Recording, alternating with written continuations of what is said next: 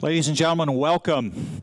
We're going to begin our 15th annual gathering with another in-depth look at the Billy Meyer case. Briefly, why is this case so important? Why, after all these decades, does it continue to generate controversy? Indeed. Our first presenter is going to be Wendell Stevens. Wendell needs no introduction, but let me just say a few words. Wendell was there, first person. He experienced many high strangeness paranormal events surrounding the Billy Meyer case. Stuff that in no way could it possibly happen without literally otherworldly intervention. This case is real, folks, and if you've ever had any doubts about it, by the conclusion of this 4 hours tonight, I think your doubts will vanish. Ladies and gentlemen, Wendell.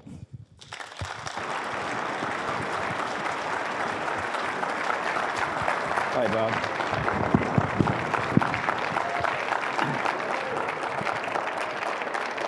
Nice to see so many old friends here. People still ask me, they come up to me, even here today, and say, do you really believe in this Meier case? And I only have one. The first thing I think of is he uninformed? And then I think, if he only had all the information that I have, he wouldn't be asking the question in the first place. So I decided I'd try to tell you why I believe the case, and why I believe it could not be anything else but a real case.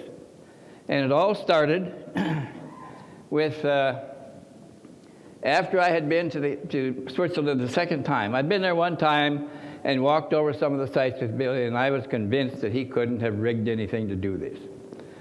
And I was trying to convince Lee Elders, a good friend of mine, that I went through the jungles of Ecuador with, looking for ruins and all kinds of things. And we'd had a lot of fun together. And he was in a new business of debugging computer systems for big banks looking for leaks of funds. And he was in London bugging out a big bank, doing a job with a big bank there in the London district, when I was in Switzerland on my second visit.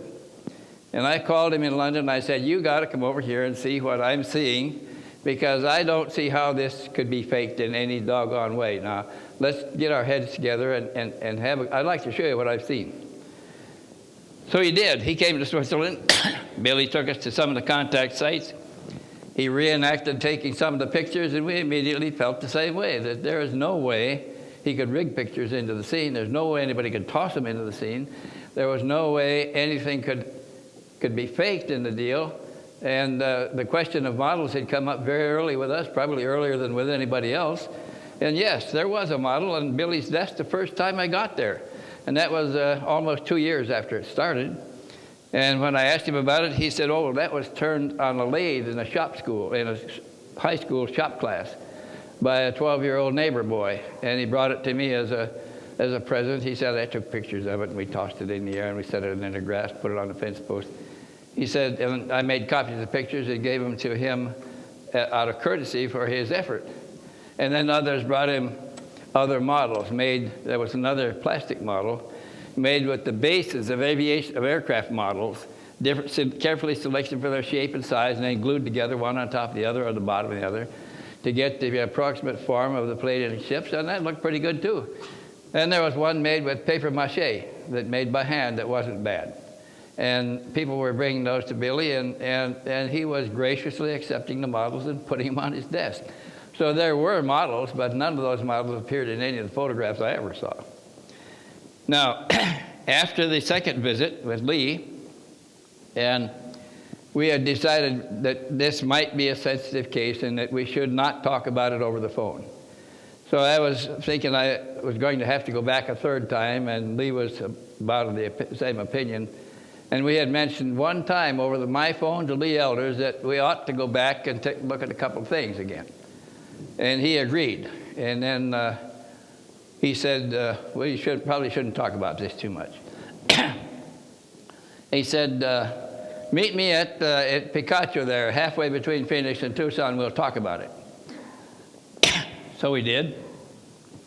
And we selected a slope on Picacho Peak where we could see all the traffic coming in all directions. And we would meet there and talk about it. And we decided to go back a fourth time. And at that point, we decided not to discuss it on the phone or anything, and we separated, and we started making our arrangements, personal arrangements to do so. And about 2 weeks later, Lee got a letter in the mail, a nice, impressive letter on blue parchment with silver lettering in the corners.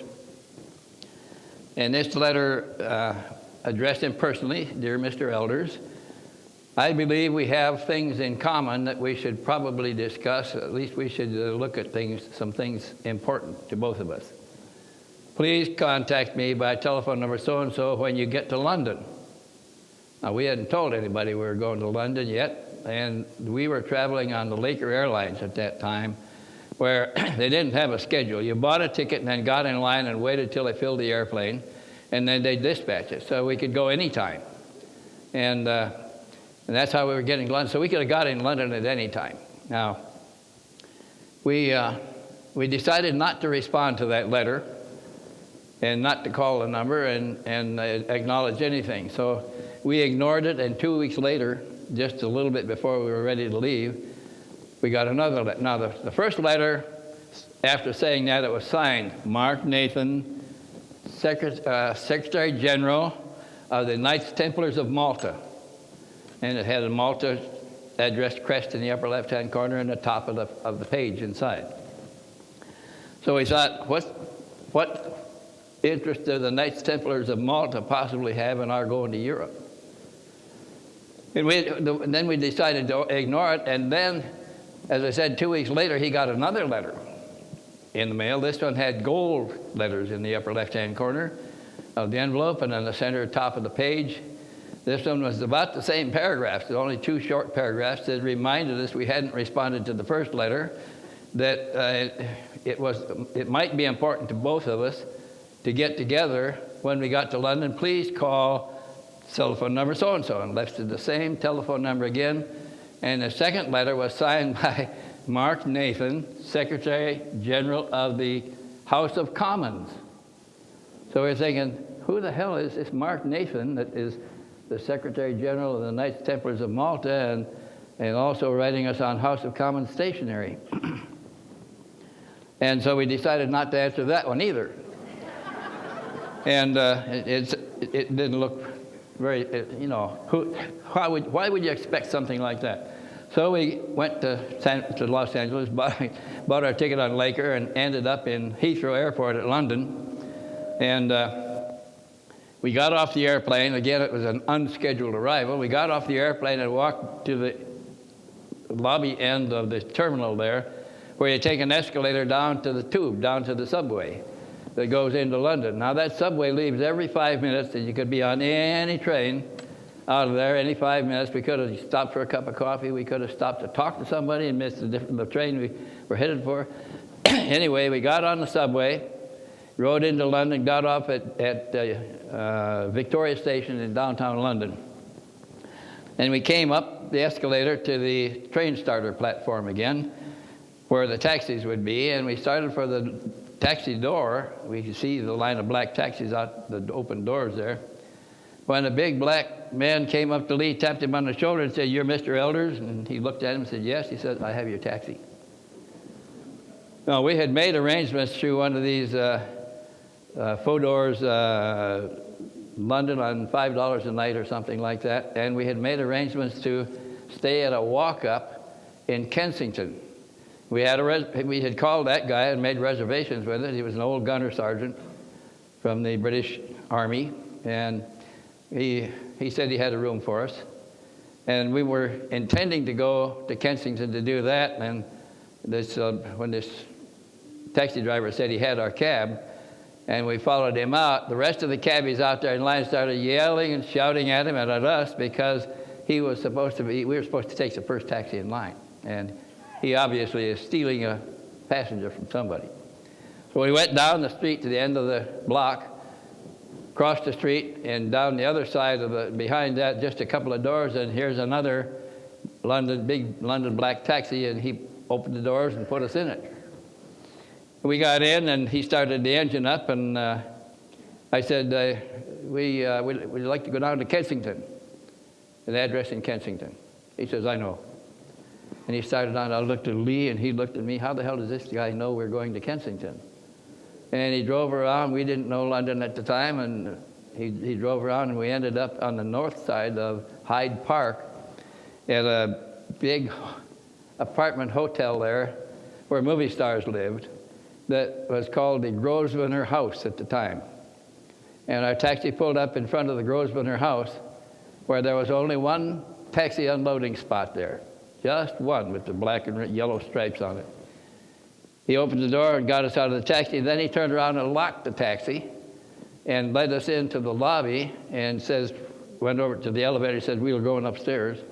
Took us up to the 5th floor, and I'm wondering, how long are they going to leave the taxi sitting out there with all of our stuff in it on the only taxi parking spot? I asked him, and he said, don't worry about it. And so he took us down a hallway, about 5 doors, knocked on the door, and a strange knock, like a code knock, and the door opened just a little crack with a chain on it, and a round face inside with glasses looked out, and they exchanged a couple of words, then he unchained it, and we went in. And that was entry led into a kind of a wet bar. It was a small kitchen with a refrigerator and a small electric range and a wash basin and things like that. And he went to the other end of it, knocked on the guy inside and knocked on the door there, opened it and looked in and said something to somebody inside. Then he swung the door open and said, come on in. And we went into a big living room facing out on Hyde Park. Big picture windows, full wall picture windows facing out on Hyde Park. And there was a black overstuffed chair in one corner over there. The window is here and the wall is there. In the corner, one of those big ones with the fat arms and the fat back, and a red table on one side and a white table on the other. And there was a sofa over here at right angles to it. There was a 3-cushion sofa, which I sat down on. Then over on this side, there was a 2-cushion sofa, kind of like a love seat. Both of them had coffee tables in front of them, heavy oak coffee tables. And I took a seat on the big sofa. I thought Lee and Britt were going to too, but they took the love seat. And the man was standing in front of the big fat chair, and he said, I'm Mark Nathan, and he kind of saluted us like that, sat down. So I sat down too, and so did Lee and Britt. And as I sat down, I raised up a bit to pull my pants up over my knees. I don't like them tight on my knees. And the guy in the corner, Mark Nathan, sat down on his chair, and just as he sat down, the white phone on his right side rang. Now this phone rang, ring, ring, ring, ring, ring, ring, ring, ring, ring, ring, ring. 10 rings, 10 short rings.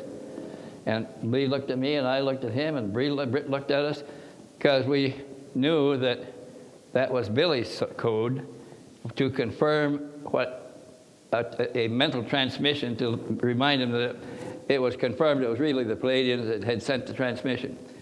And we'd heard that at Billy's house. We knew what the ring sounded like, and Lee had told me before. He says, he's in the telephone debugging business. He says, there's no telephone in the world that can ring 10 short rings. All the telephones have 6 lobes on the ringing cam. No, can only ring 6 rings in combinations, any combination of long or short. But that's all you can get. So when we heard this in Mark Nathan's office there, he picked up the phone and he says, hello, hello, hello, hello, anybody there? No answer. So he looked up at us and he said, that's strange. And Lee said, did you notice the rings? He said, it was a kind of a strange ring, wasn't it? He said, and he still got the phone in his hand. He said, I'll dial the operator and ask her if she rang me. So he dialed the operator and asked her if she had rung the room. She said, no. He said, no, you didn't ring this room? Could anybody else in the hotel ring this room? She said, not yours, not without coming through the desk. He said, well, that's strange. The phone rang. And she said, we don't have any evidence of it. or words to that effect. So he put the white phone down, and he's got a puzzled look on his face, and he starts to speak when the red phone rang 10 short rings. The Pleiadian signal again. And Lee says, looked at me, and he looked at Britt, and he says, "Did you count the rings on that, Mark?" Mark said, "No, I didn't count them." Lee says, "That's a very important signal." He says, "There were 10 short rings. Do you know how anybody could get 10 short rings?" And Mark furrowed his brow, and he said, "No." He said, "I don't believe you can do it on a normal telephone." And he said, "Of course not." Find out where that, he says, "Where does that phone go?" And he said, that's a controlled phone. That has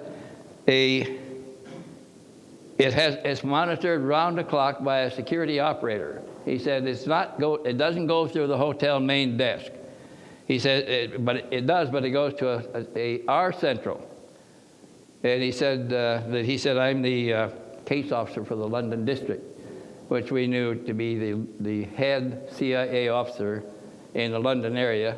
And they have a security room in the upper levels of the hotel that all the telephone calls for the red phone are screened through the security section. You can only get there through the security section. So he called that operator. She said, "No, I didn't ring your phone. Nobody rang your phone. Nobody dialed in. Nobody's asked for you. Your phone has been dead." He said, "No, it hasn't. It just rang." She said, "It didn't ring from here, and I don't know how your phone could ring." He said, "Well, it just rang." We hung that up, and he said, "This is really strange." He said, "I don't understand what's going on here." And Lee said, "Well, I think we do." So he said, "I understand you're going into Switzerland." We hadn't told him that, but he had that information. We said, "Yeah, we're going over there to investigate a case."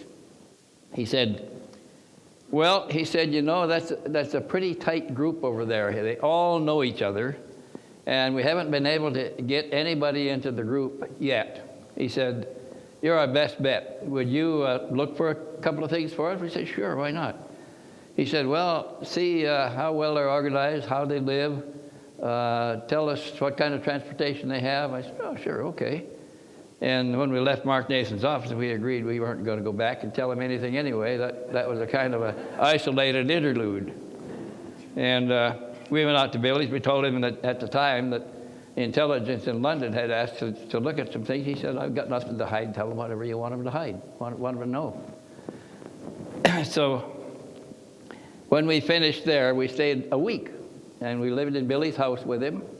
We ate off at the table with him, just like Michael Horn and a couple others just did here recently. And we had a pleasant visit. We walked over the contact sites, the photographic sites primarily.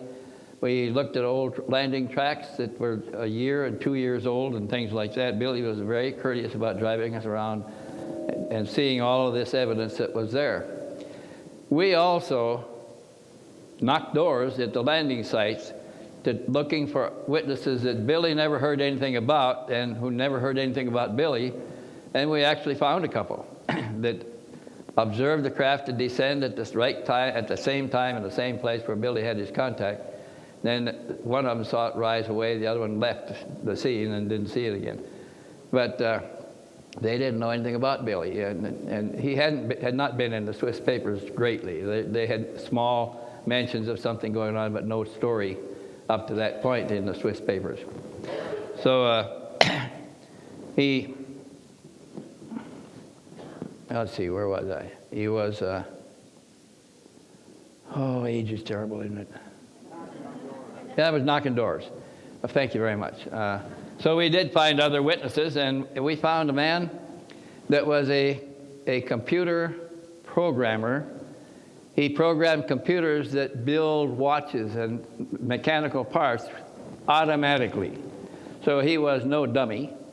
He was the programmer that made those things work. And he had come home from work and at about 5:30 in the afternoon.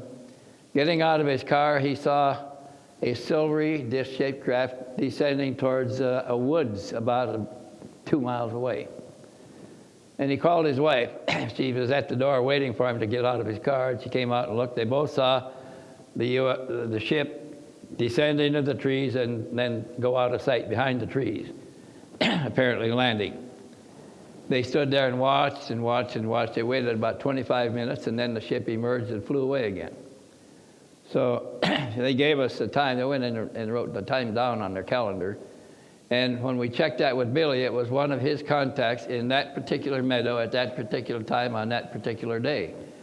So that was just another one of several that we found that told us that something is truly going on that is out of Billy's control, because they never heard of him and he never heard of them. So then that was quite convincing. And then I was there one day when Billy came back from a contact. Now, when we first got there, we tried to follow him into his contacts, and he'd always tell us that we can't do that, so we'd have to take a devious route until he lost us. And he explained to us one time after that the reason we can't be accepted into contacts is because he tried to get his wife into the contacts. He tried to get his best friend, Guido Moosburger. He tried to get his children to see the semjase. And after many attempts, and one attempt trying to smuggle a woman psychic that came to the center there, said that she was in contact with semjase and had invited her. So Billy, trusting her, what she was telling him, put her on a moped behind him, put a poncho over her, and was driving to a rendezvous in a woods on a January night when it was very cold, and the telepathic contact in his head stopped him and said, "Put the woman off, or we'll leave." So he made her get off the moped, left her the poncho, and proceeded to the rendezvous and was taken aboard, and they were in a nice warm ship in a warm room and cozy. And he asked semjase, he said, "Aren't you worried about that poor woman out there?" And she said, "I didn't bring her." He said, "Well, it's cold out there, and she doesn't have overshoes. She's standing in her bare shoes. She'll freeze her feet." Semjase said, "I told you shouldn't try to bring anybody into the contacts. You don't listen." And he said, "I don't understand this. Why can't I bring somebody into the contact? What's so mysterious about this?" And she said, "It's very simple." She said, "If we allow you to bring one other person into the contact, in our ethic, we cannot deny that person the same urge that you have. He's going to have somebody he wants to see. And she says that one is going to have somebody else he wants to see." So she said, we have no problem entertaining a dozen or 100 or even 1,000 people, but she said the problem comes when they come from different backgrounds with different educations, different ideas and patterns in their head, and they see the same thing and hear the same thing with different eyes and ears, and it comes out different to them. They don't always see and hear things the same way. She said, witness what happens in an accident, and you get the eyewitnesses together. She said there's quite a bit of difference in what was observed. She says that's factionalism. And she says a good example of it is the 226, I think she said, different sects in your Christian church, all believing they're the primary voice, have the primary word, and the rest are all pagans. She says that's because they see things differently. Early on, there were different people who saw things differently. She said we can't afford that kind of wastefulness of time and effort, and for no reason. So she said, it's easier for us to just break off the contact with you and find somebody else who does not have these needs than it is for you to bring one more person into the contact. So then Billy accepted that and never tried to take anybody else into him again. And we thought that was very interesting. Now, I was in his house one time when I'd been there for several days already, sleeping in one of their rooms and eating at their table with them. And the men got up and went to work. I went to work with them several times because I found out that if you didn't work with them, you're not going to get much out of them. And I went to haul manure with them, and Billy was able to load manure, pitch it on with one arm and pitch it off into the garden with one arm. And I thought that was remarkable because it was difficult for me with both good arms to throw enough loads on to load the wagon and then throw it off again. It's quite a job. So anyway, I'm at his house, and this is it had been raining all day the day before and the night before also. And this was in the morning. Well, I got up early, and Billy got up pretty early too, but he got up about 7:30 or 7 or 7:30, something like that. This morning he didn't. He came into the living room and sat down on the sofa, and then he leaned over on the sofa and laid down on a pillow. And he said he had a bad cold. He said, I don't feel good. I'm not going to be able to go to work today. So the rest of the men all left for work, and I didn't bother to go out with him. I was there at the house. And he didn't light his cigarette that morning. He was a heavy smoker. Never missed a cigarette in the morning. He didn't light his cigarette. He didn't take his coffee. He didn't eat any breakfast. He took a little bit of water in the middle of the day, but he was still there by 5 o'clock in the afternoon when I was watching the news on the television in the same room with him, but facing the TV, and he's laying on the sofa back here. Then I heard a movement, and I turned around and looked at him. He was motioning weakly like that for me to come over. And I bent down and says, "What can I do for you, Billy?" And he said, "Get Elsie." So I got Elsie, and he said something to her, and she went and got Billy's wife, Poppy. Together, they picked him up off the sofa and walked him down the hallway to the bedrooms and put him in a bath. And then they brought clothes out and started pressing everything, his shorts and all. And they told me that he changed all of his clothes completely from the inside out before he went on a contact. And they were just getting his clothes ready. And they took him into him, and he got dressed, and he came out under his own power, but pretty weakly. They found a jacket for him, and I was surprised to see that the jacket was an American Air Force B-4 aviation jacket. It had the blue mouton collar, blue furry collar, fake furry collar. They put that on him because it was still raining out, not heavy, but light rain. And they were looking for some headgear for him that wouldn't get wet, wouldn't take water. And all the people there worked out and came in from work about 6 o'clock or 6:15.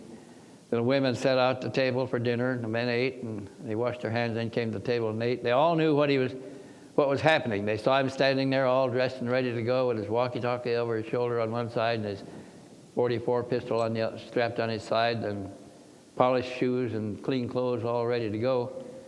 And they finished, and the women started gathering up the plates on the tables when he got his signal, apparently, because he waved his hand in a little kind of a salute like that and started out the kitchen door. That kitchen door went out 2 steps down to a landing in a lean-to shed like that, and down to the ground. There was about 10 or 12 steps from that to the end door opening out to the outside, and that was closed with a spring, a flexible spring. So when he signaled and started out the door, I set my coffee cup down so hard I splashed the coffee, ran around the table and out in front of the stove where he had been standing and out the door. And as I came around the table, I looked up at a big round-faced clock over the cook stove there, a wood cook stove, and I saw that it was 8:25. And I remembered the time because that's exactly what this big round-faced clock said. And I started out the door behind him. I got down, kitchen door open and down on the ground about just a few steps behind Bill, in time to see the outside door closing on his heels. So I ran the 8 or so steps as fast as I could, jerked the door open. I want to see him go. Even if I can't accompany him, I want to see him picked up how they do it. And when I pulled the door open, it's quiet out there. No flashing lights, no sound, no nothing but the raindrops bouncing in little puddles all over the place. And there was 3 steps in the mud with the mud squished out. 1, 2, 3, 4 like that. No 4th step. The water was just beginning to run back into the footsteps where the mud had been squished out, and raindrops were bouncing in little puddles all around, just light raindrops there. But perfectly quiet, no flashing lights, no evidence of nothing.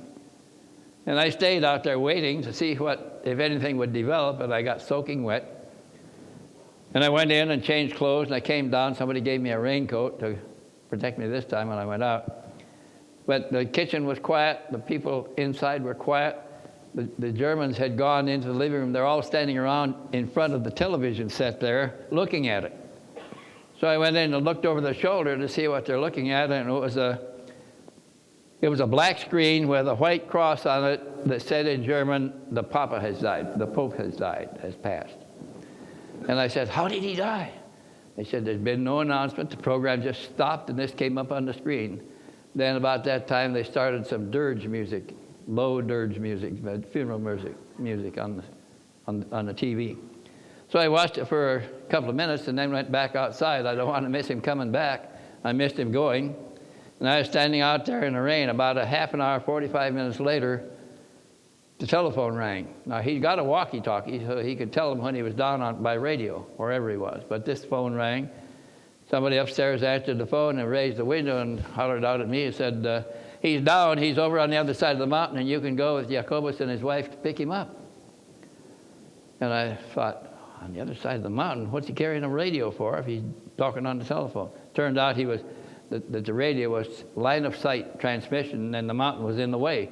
So he had to use a telephone. He went to a local guest house. So we got on Jacobus black Volkswagen at the time, and splishing and splashing through the mud puddles around mountain roads, unfinished mountain roads. They were dirt roads with pockets in them full of water, and finally got to the guest house on the other side of the mountain. And there's Billy standing on the outside fire exit door under a 3-board roof, a little roof. And he was waiting for us to show up, and he was bone dry. He didn't have any water on his jacket, didn't have any water on his head. His shoes didn't have any mud on the tops of his shoes, just a little bit on the soles where the mud had squished out.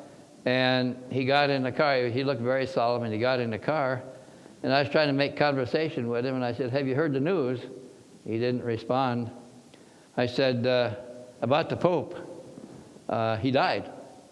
He didn't respond to that. And I said, there's been no announcement. Nobody knows how he died. He turned around slowly and said, his pump. Then he turned back. I said, heart attack? He shook his head and said no, and he didn't want to answer that. So when we got back to Billy's house, about 10 minutes later, 15 minutes later, we went inside, and the Germans all went into the living room and closed the door, meaning that they were going to have a private discussion. And I was out in the kitchen, so I poured me some more coffee and sat down at the table and started to wait. Nobody came out, and nobody came out for a long time, and after midnight, I decided I'll go up and get some sleep. I'll find out in the morning. So I did. And I got up early there, and I went down, made me a cup of coffee, and I sat there and drank coffee and listened to the birds outside, and a young woman came down the stairs from up the upper level and met us, and I said, what time did the meeting break up last night? She shook her head and said, not last night. I said, well, when? She said, 6 o'clock this morning. I thought, oh, man, it'll be a long time before Billy gets up. Can you tell me what happened? He said, oh, I can't tell you. He'll tell you. So I waited some more, and he got up about 9:30. And they fixed him a cup of coffee, and we started to sit down at the kitchen table and drink it, and he jerked his head like that for me to follow him. And we went outside and sat on the patio at a metal table, with a patio table with a glass top and iron chairs around it. And I said, gee, Billy, can you tell me what happened last night? He thought a minute, and he looked up and looked me straight in the eye, and he said, I watched them murder the Pope. I said, murder the Pope? We don't murder popes these days. That's old historical stuff. It just doesn't happen in modern times. He looked up at me again, and he said, I watched them murder the Pope. I said, oh, that's unbelievable, unbelievable. He said, I watched it all on viewing screens. He said, we got there 5 or 10 minutes before. We watched that Pope's manservant prepared a warm tea before he got in bed each night, Pope Paul VI. And the first scene they showed Billy was the manservant in the kitchen in the Vatican preparing the tray with the warm tea on it for the Pope. And there was a cardinal standing there with his hands in his pockets of his cassock, just watching what was going on. Nothing was being said. And the manservant got the tray ready, got the tea ready, and put some lemon on it, got it all ready. And he noticed he didn't have a napkin, so he motioned to the cardinal like that and went out of the room and into another closet room to get a napkin for the tray. While he was gone, Billy saw that cardinal take a little bottle out of the pocket of his cassock, unstop it, put 2 drops of liquid into the tea, then stop it, put it back in his cassock pocket. When the manservant got back, the Pope, that cardinal was standing the same way he was before. And the manservant didn't notice anything. He took the tea in and put it on the bedside table for Pope Paul VI, and Billy saw all this on another viewing screen. And then he left the room. And then the scene switched back to the cardinal standing in the kitchen. The manservant started putting things away. The cardinal stood there for 4 or 5 minutes and then looked at a clock and then walked back and looked in the Pope's room. And apparently satisfied, he closed the door carefully and went to the Pope's office and picked up a folder that was laying on the Pope's desk, ready for an announcement to be made the following morning. He put the folder on his arm and walked out with it. And they didn't show him where it went, but they told him he's protesting that we don't do this too. And they showed a scene. Billy was protesting, and Semjase said this Pope had discovered the Vatican losses through the Vatican treasury, hundreds of millions of dollars, and he was going to announce the losses and appoint a commission to investigate it. And she said the commission to investigate it would have involved some of the perpetrators, some of those involved in the loss, and they couldn't have this come to light because it would cost them their careers and possibly their lives. So 3 or 4 co-conspirators together arranged to get the Pope out of the picture before he could make the announcement and make off with the announcement. And that was what happened. So Billy's telling me this. I'm still protesting that we don't murder popes. This is a modern time. It just doesn't happen. He said, well, I can tell you something else that you can watch for. He said, they showed me that the next pope, his successor, would be elected on the largest conclave in the history of the church. Of course, there's more cardinals. It would be elected on the shortest ballot. And in my research, I found there was only one other ballot that short. He'd be elected on the 3rd ballot. It'll take 33 days to verify the ballot. They evidently poll the cardinals that vote. They verify the ballot, and they said the new pope will take the name.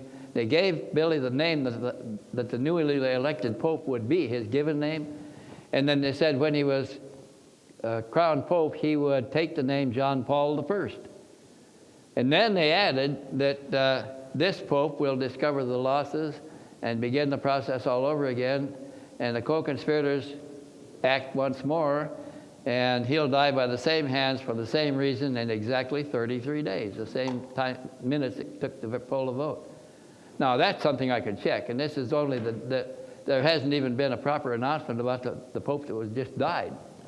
So I made notes of that, and but I'm still protesting, and Billy said he's trying to reinforce his position. So he said, again, I can tell you something else, Mr. Stevens. He said, after the short-term Pope that will reign 33 days, he will perish by the same hands. He said, then the cardinals, the Vatican hierarchy is still in charge of the Vatican. And the hierarchy will decide to elect a Pope outside of the Vatican hierarchy, so he has less chance of finding out what's going on. And they gave Billy the name of the second Pope to follow Pope John Paul I. Hadn't even been elected yet. They said that second Pope will be Cardinal something Wasinski. It was Pope John Paul II's given name before he became a cardinal or became the Pope. And they said that he will have a choice. After he's crowned Pope, he will discover the loss, and he'll have a choice. Either he has to do the right thing and act and suffer the same fate or risk the same fate, or he's going to have to ignore it and do nothing about it until he can get some better control in the Vatican. And apparently John Paul II decided to do that. They told Billy that new Pope from Poland would choose the name John Paul II in honor of the first short-lived Pope, the 33-day Pope. And he's telling me all of this before any of it happened in reality. And I'm making notes. I've got pages of notes, and he told me more about what would happen after that. He said that the church is near its end anyway. It doesn't have long to before it collapses of its own weight. And he said that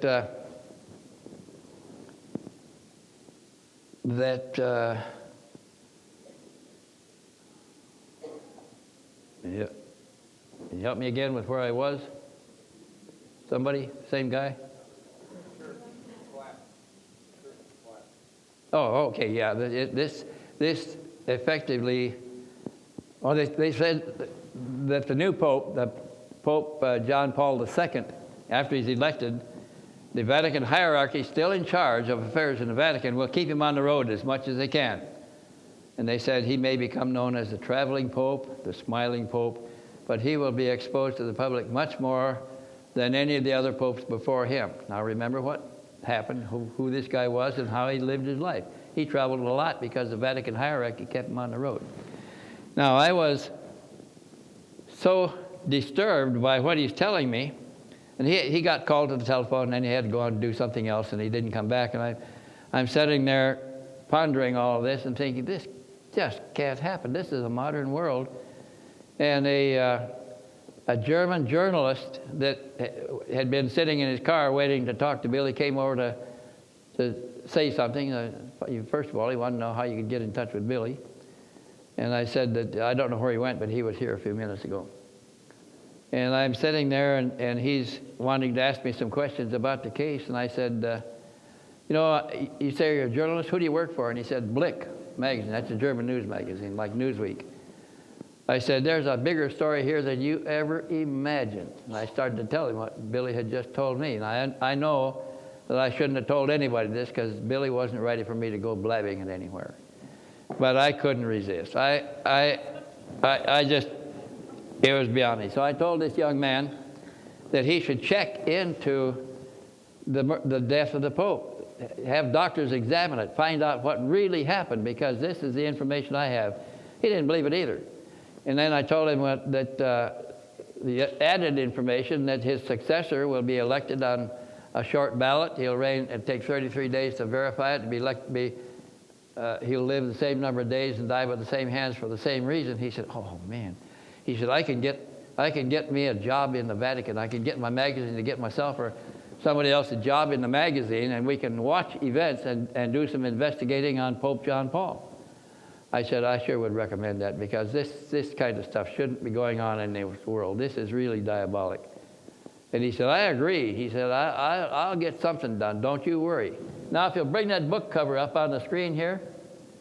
A couple of years later, I got a letter from the guy. He was telling me that they had investigated the case and the book was in writing. Have you got the book cover back there? Okay. So the caller directed me to this book and said, "Here, we got a man in the Vatican working there on a Vatican assignment.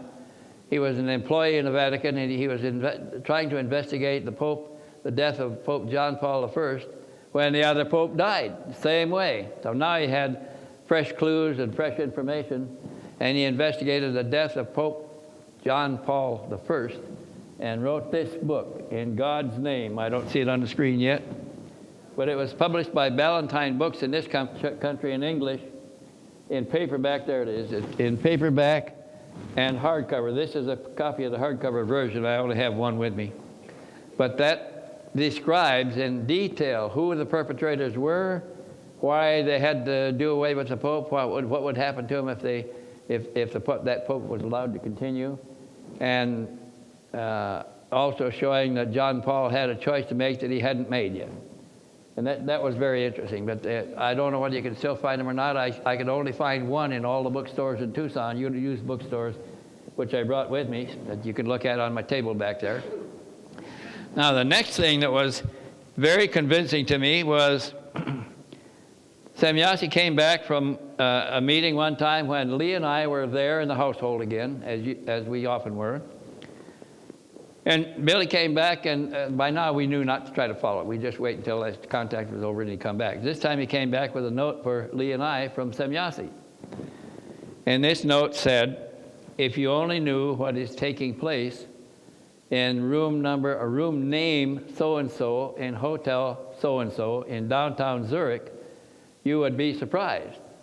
Then she proceeded to tell us that in that room, name so-and-so in such and such a hotel, served by a waiter by a particular name that was the only waiter that was allowed into the room.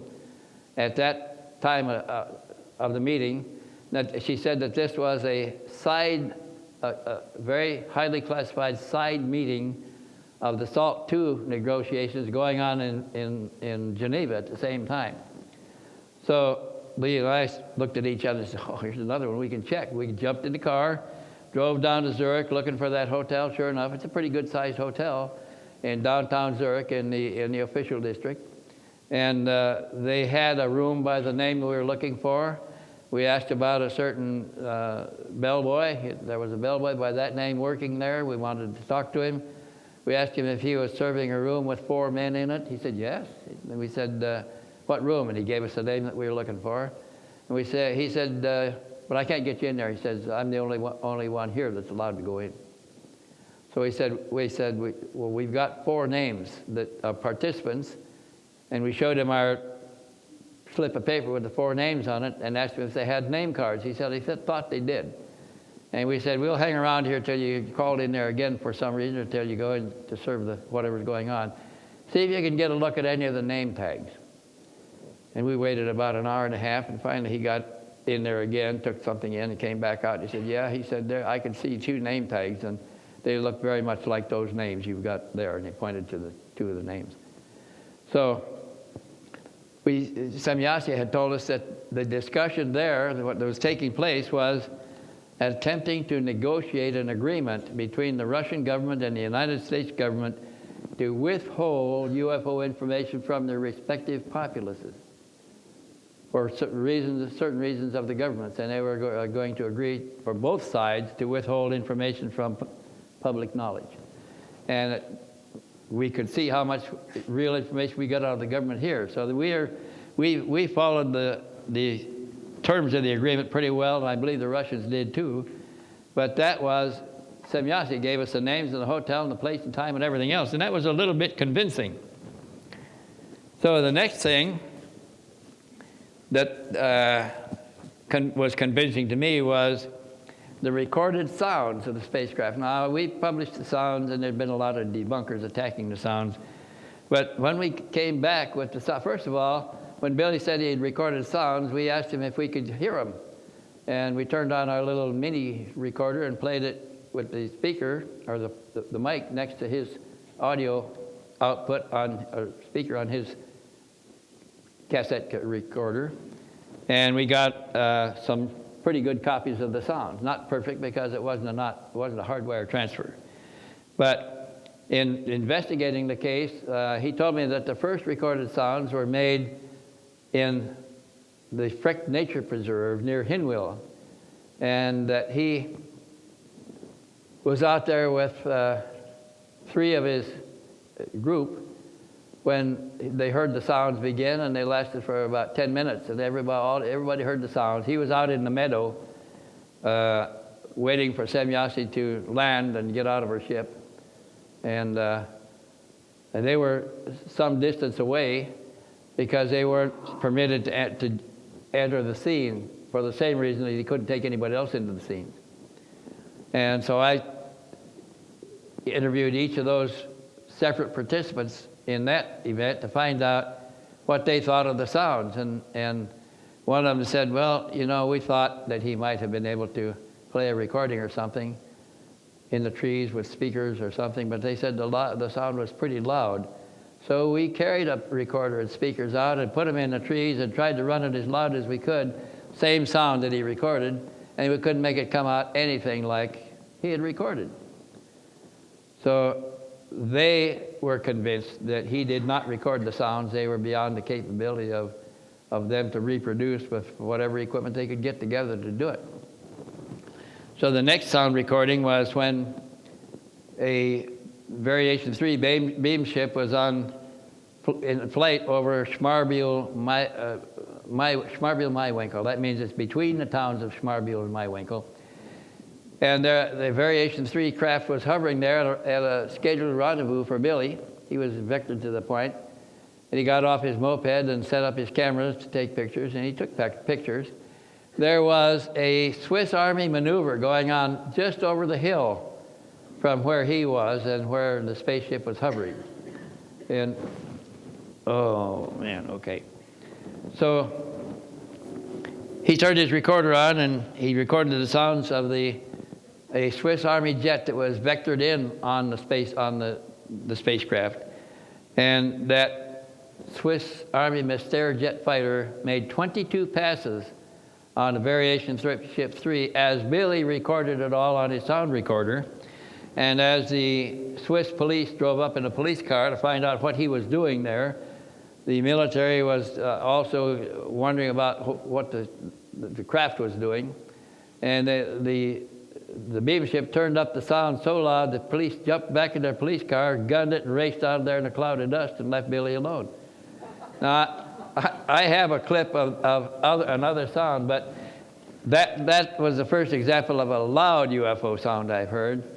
And the next example was before 15 witnesses at Obersadlig, and this was a prearranged rendezvous for sound recording and also to convince some of the doubting members. So there was 15 observers near that log pile scene. They were actually only about a half a mile away from the log pile scene. They had one Iowa recorder held by Meier's wife, Poppy, and Billy had another identical Iowa recorder over his shoulder, and then two small, Sony and another Iowa portable without the needles, the intensity needles on them.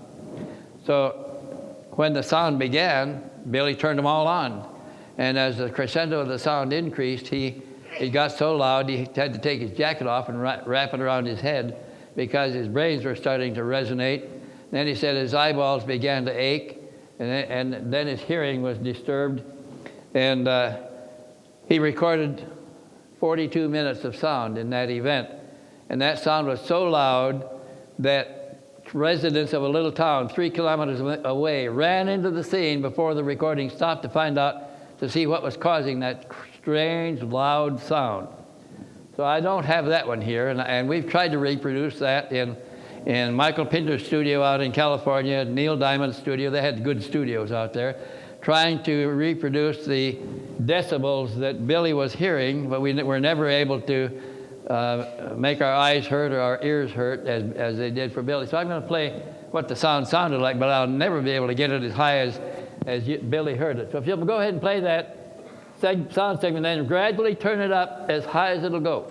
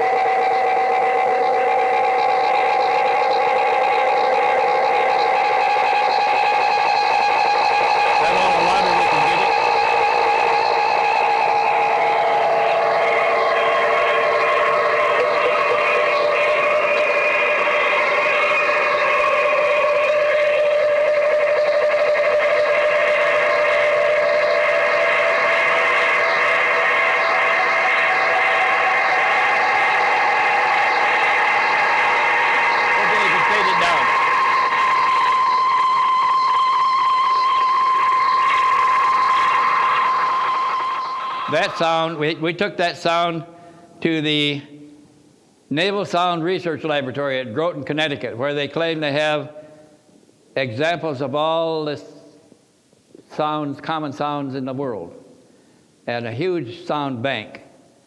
And we asked them if they could tell us what the sound was like. They said, we can't tell you what's emitting that sound. We can tell you about the other sounds in the picture or on the tape. They said, on that tape, you just heard there was a Junkers Ju-52 dropping paratroops. They heard a Pilatus Porter observation plane circling. They heard a Swiss train, and they identified it as a certain kind of steam train. And they heard the police car arriving with a siren going that came to run Billy off. And all of that they picked up from the sound bank, from their sound identification system, also a barking dog. And we didn't hear a lot of that when we listened to it with the naked ear. So that, my time is almost up here. I've only got time, 4 minutes left here for a couple of questions. If anybody has a serious question about what I've said so far, please come to the microphone. And if you'll turn the lights up and let Let's see the microphones, please. And then Michael Horn is going to follow me here very shortly. We're going to have to take a break, a brief pause to re-instrument the equipment back there. Also to move the microphone that I'm wearing to Michael Horn's jacket. Yeah, Wendell, you only got a couple minutes, so you might want to save questions till the very end. Okay. We're down to 2 minutes now, and we have to get Michael wired up here. So if you'll just save your questions, we're going to have a panel discussion between Michael and I and Christian Frehner, who is a Meier group member that we brought over here to tell us what's going on now and show us new pictures. So I'm going to terminate this here, and we'll introduce Michael Horn in just a couple of minutes, as soon as I can get this sound gear over to him. And thank you very much for your patience. I'm not getting stressed. Yeah. Oh, you got another sound piece, huh? Thank you. Can you hear me? Yes. All right. We're just going to roll right into this. You've heard Wendell's amazing story, probably just a few moments of the year's worth of information that he has. So this slide that you may be seeing here, the biggest hoax of the most important story in all human history, you may have an opinion about that, especially the more you hear Wendell speak and when you hear Christian. But we're going to look at that from another light as well. We're going to ask this question: who is the phantom? Who is the phantom? This man, packing a .44 Magnum with a foot-long barrel, as you can see the Swiss cross on his jacket, wearing some desert garb, a mixture of desert garb and perhaps a bomber jacket. We're going to explore this, who this man is, and to do that, we're going to also look at the connection to these events, from 9/11 all the way down to earthquakes and what have you, into the coming spiritual revolution. To do that, we're going to ask, who is Billy Meyer? We'll see Billy here as a young boy of 5 to 8 years of age. Actually, he was 5 when his contacts first started, with an extraterrestrial human named Svath. And Meyer's contacts with this man continued until 1953. I'm not going to tell you all the details of things that some of you already know, because I want to tell everybody some of the things that probably most of you don't know. Nonetheless, we'll recap some things that are more or less commonly known. The Pleiadian people, formerly known as the Pleiadians, claim to be, in many cases, the distant descendants of some of our gods, the forefathers of our early civilizations as well. Svath is said to look something like this from a drawing supervised by Billy. And he was allegedly brought to meet Mahatma Gandhi when Billy was Edward Albert Meier and only 10 years of age. One-time meeting in India. There was a parish priest named Father Zimmerman. And Father Zimmerman was the earliest confidant. He encouraged Meier. Young Edward Meier came to him a bit concerned about experiences that were unusual that he was having. And Father Zimmerman was a conservative, solid, pillar of the community type of person who nonetheless had a great sense of humor. So we're going to look at some of the events that transpired in Meier's life in this period of time. 1953, after his contacts and teaching experiences with Svath had concluded, Meier was meeting with a woman named Asket, her race known as the Timur people, from what is said to be an adjoining universe to ours, the Dahl universe. And his experiences with her included, we're told, time travel as well as physical travel, and travel down deep beneath the Giza plateau underneath. And we'll, at some future time, and maybe if Christian wants to, we'll tell a little bit about the people known as the Giza intelligences. We won't go into it in depth today, but this is a drawing of Asket. Meier at 20, Switzerland. Here he is on the road to Tangier. He had joined, for a brief period of time, the French Foreign Legion when he was a young man of 15 or 16 years of age due to certain circumstances, found it not to his liking, and is one of the few people to ever successfully retire from it by marching out across the desert. In the course of a number of years, he was traveling over 150,000 miles, 155,000 miles, through 43 different countries on foot, studying the world's major religions and meeting many of the people who would become major players on the world stage. Again, the Phantom, a man who was hired by different law enforcement agencies in countries in the Middle East to bring in for justice serial killers and mass murderers among the more than 300 different occupations that Meier had during this period of his life, when he also found himself in the midst of Jordanian partisans, desert fighters. He's almost virtually in the center with the white headdress. Here he is flanked by two of the palace guards for King Hussein of Jordan.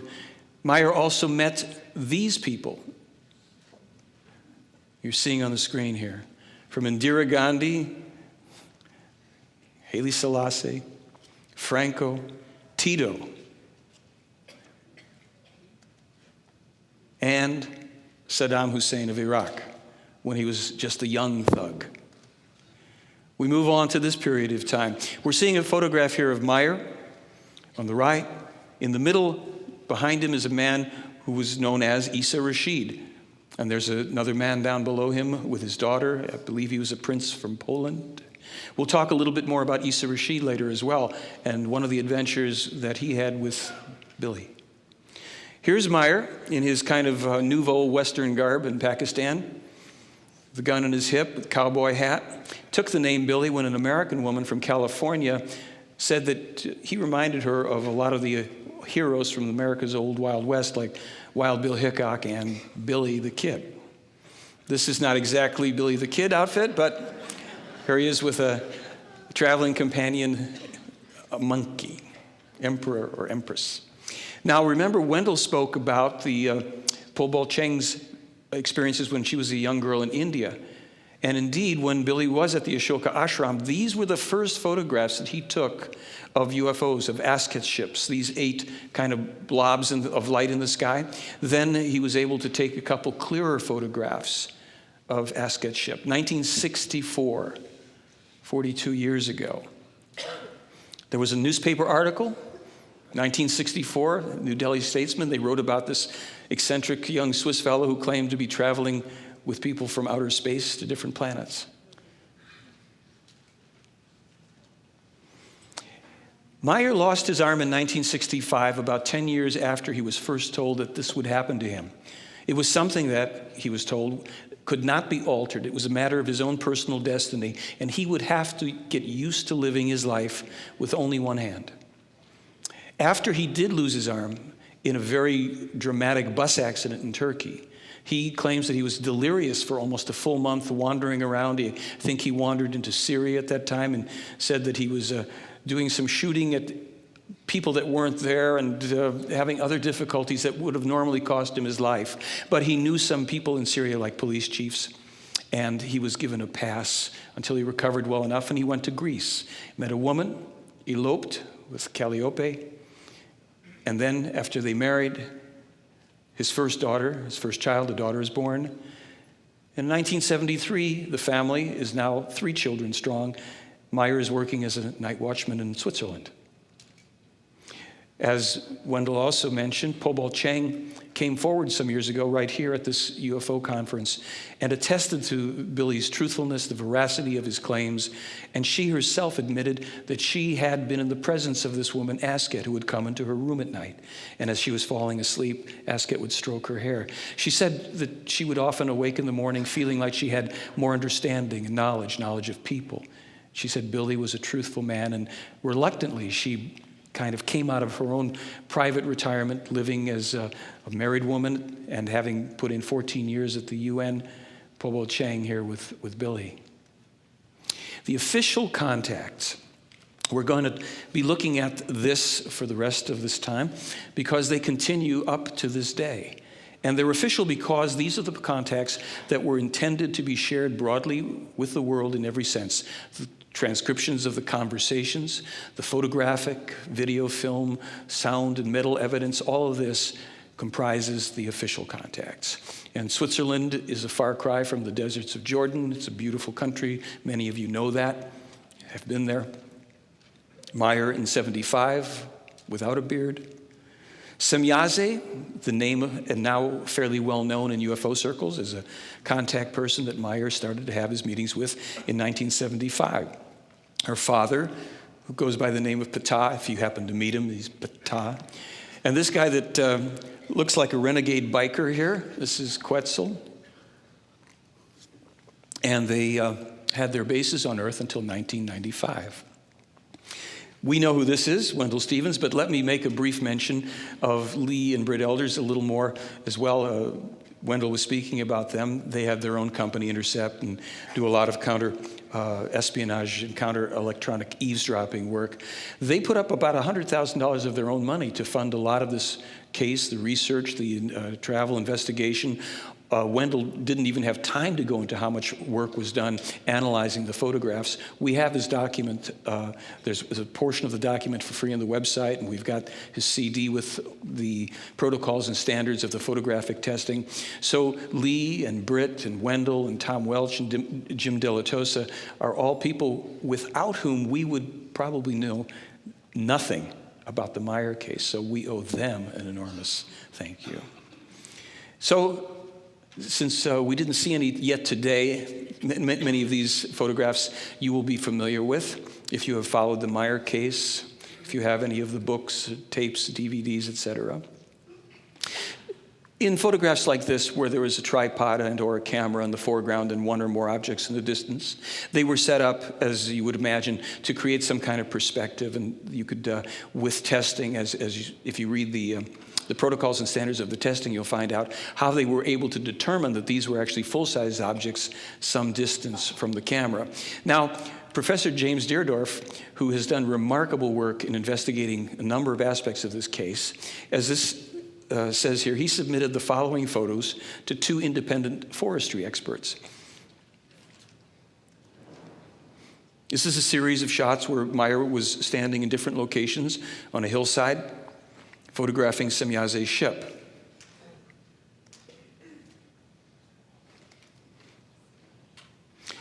Now, both of these forestry experts identified this as a full-grown mature tree, pruning marks, irregularities in the branches, etc. It was clearly not a model, and I think both of the forestry experts were curious, though, as to what that silver object was. You'll find this next series here on James Deardorff's site, which is also linked from my own. This is a panoramic view of the area in which Meier took those photographs, but the tree is no longer present. If you look at where the tripod appears to be in this view, slightly to the left of it, you'll be able to tell this in a moment, is where the tree was. Here's a close-up of that area. And now, here is a photograph, one of the photographs you just saw. James overlaid that and then created this composite shot so you can get a sense of the actual dynamic and dimensionality of this. There was a tree that fits in very nicely there. You can see how the tree line on the left side of the photograph moves right into the overlaid photograph. It should help if people were at all thinking that that was a model tree. Wendell also spoke about landing tracks, the swirled grass patterns that we're familiar with now as they appear in other phenomena known as crop circles. And again, Jim Deardorff comes to the rescue here of helping us understand some of this photographic evidence. This is a capture. You're seeing that triangular object, which isn't the ship, is from a photographic screen. The old ones, we used to pull them up and hang it. You're seeing the disc at the top with a time code. Now the arrow pointing up is showing you the bottom of the ship, and the arrow pointing down is showing you the ship over there. So it's apparently in two places at one time. And here, the ship is simply in the next frame, fully, in one frame only, a distance that could be approximated as perhaps a quarter of a mile away. Now, is that a model on a long pole? Well, how do you explain when part of the ship goes behind the hill? On this full film, at this point, the ship then climbs gradually and steadily back up to the center of the screen, expanding in size. If you would measure it from where it is there to where it comes up here, you'll see that this was indeed not a model on a pole. You may be able to see this. You might not be hearing the sound. We've just heard the sounds of the ship. Watch the top of the ship and the flange both facing in towards the center of the screen, watch for lights which are about to go off here and there. Now watch again the lower part there. Did you see that? I hope. We'll talk a little bit more about this in a moment, because I took that film, as well as a number of others, and any number of Meier's photographs to these skeptics in 2001. Some of you might have been following my little encounters with the skeptics on internet forums and radio shows. This text here tells a bit of the story. James Randi said it was a hoax. In 2004, CFI West produces 6 photographs of a cute little UFO model, claimed that they duplicated the effect of Meier's photos, were on the Art Bell show, and he basically throws the guy off when he refuses to have his photos submitted for testing as Billy's were. And of course, they never did submit a film. They had said that the film that you just saw was accomplished with a model, and that Meier sat around after he filmed it and he scratched the negative in places to get the light effect. Well, they certainly have a challenge in this particular ship, and to this day, there's an online forum debate going on with one of the people who's made some nice little photographs of a UFO model himself. He claimed, of course, that this was a model, and he was going to duplicate it and put up a photograph and a video of it, just as Meier had. You should know that more than a month has passed, and this guy's a professional model maker. His name is Mr. Jeff Ritzman, and so far, to date, he has failed to be able to do that or to present something that's comparable to this. Now, because we don't have the sound playing on this right now, you're seeing Billy in the lower hand corner. He's taken a photograph of this object that's, maybe 200 to 300 feet away. And what you would be hearing in just a moment here, if this was sounding for you, you'd be hearing the zoom on one of the early video cameras as Billy zooms across the field on what is clearly not a little model. I think this has been gauged to be something like 14 feet in diameter. He's asking Quetzal, who's supposedly standing out of camera there, to move the ship around the tree. And Quetzal's going, won't do it. So Billy's a little frustrated with that. Nonetheless, he backs up here. And then you're going to see it from this distance. So if you can duplicate that with your home video camera and you're a good model maker and you can make it look like it's stuck to the tree, go for it. Speaking of unusual lights in the sky, you notice that Billy's photographs are remarkably clear with the exception of the first one from 1964. Now you've got a light in the sky that illuminates the night on the property there in Schmidt-Ruti. It takes an elongated form as Billy gets another photograph of it, and then hovering right over the property there, looking in this photograph and in this one something like a fluorescent bathtub. If I understand correctly, there were dwarf-like beings from the Andromeda galaxy who are semi-physical, semi-material beings hovering about, came to take a look in. There was no contact of any form directly, telepathically, or otherwise. They apparently paid their visit and then went and took their light bath somewhere else. When I brought that film with the lights off the UFO, well, I took it over to a company called Uncharted Territory, which did the special effects for Independence Day. And Mark and Volker are the two owners, and they were sitting there, and I showed them that, and I said, by the way, one of the skeptics said this film was made with a model, and the guy scratched the thing with a pin, and they both literally broke out laughing. They said, we know models. That's not a model. And this, of course, what you see on the screen is what they said. Because I said, can you duplicate this? And they said, well, if we could, we have to go to CGI to do it. Those aren't models. We know models. That's not a model. Okay, let's go to this. This is a kind of fun stuff. In 2004, these fingerprints and handprints and arm prints appeared on the hood of a car. And I was there last year looking at it. They had remained for about a year and change. And they, you can see all the papillary lines, and it's very clear and it's very eerie. We have invited, and Billy's invited scientific analysis. Linda Moulton House said she was going to get a scientist there. Nobody showed up. If you look down to the lower left-hand corner, there's a silver station wagon there, either a similar one or perhaps the same one, in about the same place that the car was parked when these handprints were discovered. There was a film crew from London that came over last May, Stephen Kemp from WAG TV, and there's Billy. And he's pointing out the prints, and if you count from the thumb, from Billy's thumb, you go left to 1, 2, 3, 4, 5, 6, and then the seventh is the thumb. You can see part of the handprint, and you can see farther to the left where someone apparently laid their hands down. The story here is these are humanoid extraterrestrials of a different chemical composition. Their skins are kind of the acidic corrosive effect to substances in our world. It etched right into the finish of the car. Maybe Christian will tell you when he gets up here if they're still there or if they buffed them out.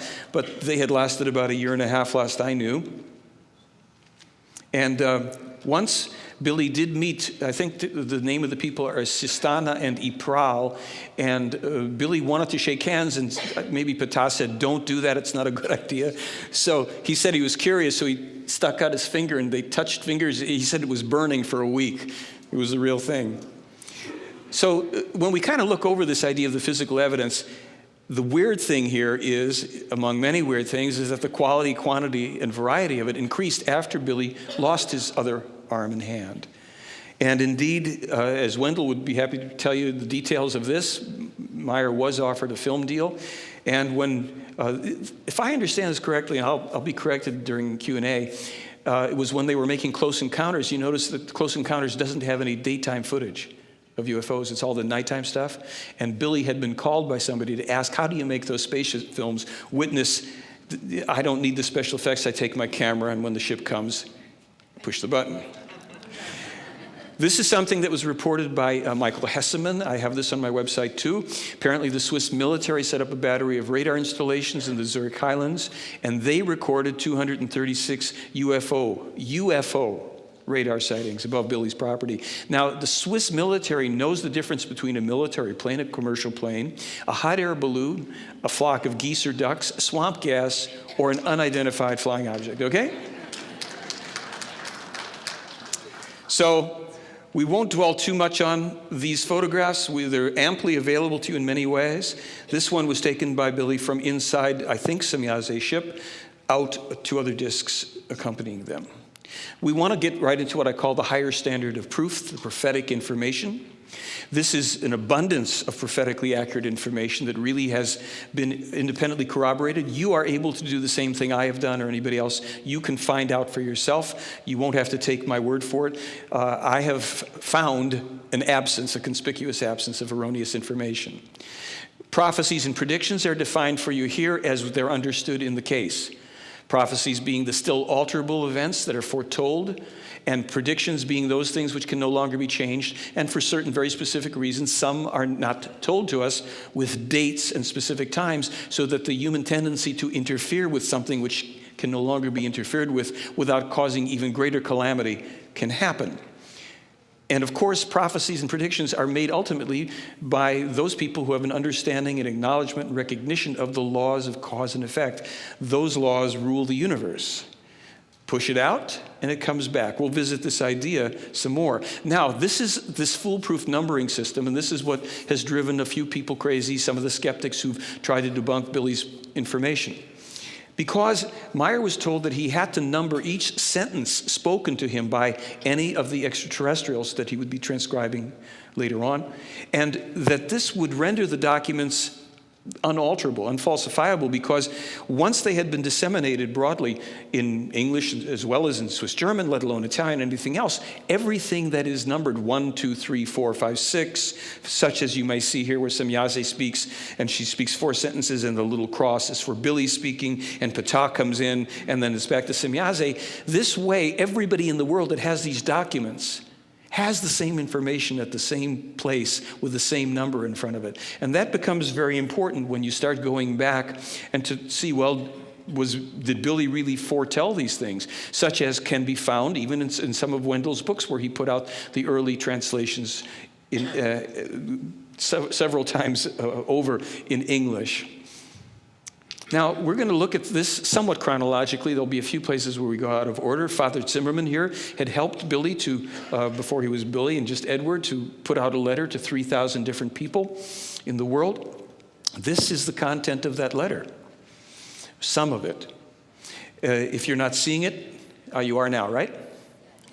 So I don't want to read everything to you. You'll be able to get a sense of this, and as this fleshes out a bit here, you're going to see just how much he was putting in print and on record before it occurred. I mean, things like the climate changes and ozone problems, tectonic plate damage, cross-species pandemics, and then the landslides, floods, weather anomalies. This is the first time he's putting that out. It comes out many times subsequently. And in 1958, he sends a warning letter containing more than 100 specific items to the 25 governments. Look at, this is the a copy of the letter in German.